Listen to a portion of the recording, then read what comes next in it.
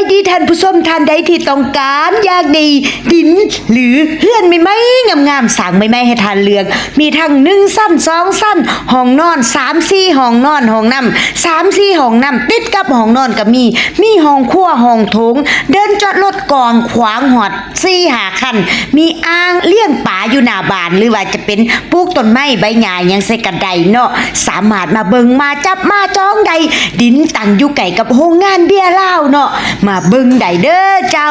ดินนี่แม่นราคาเริ่มต้นที่เม็ดกะเรละ1,000 ปลายบาทมาเลือกมาเบิ่งมาจับมาจองได้และเฮือนก็แม่นราคาเริ่มต้นที่2 ล้านปลายบาทแล้วแต่ดีไซน์โหมดสไตล์เนาะซึ่งว่าการดีไซน์หรูหราไฮโซมาตรฐานสากลทันสมัยใช้อุปกรณ์วัสดุต่างๆที่แบบว่าเกรดดีพรีเมียมทางเขาหอดดินหอดเฮือนเป็นทางคอนกรีต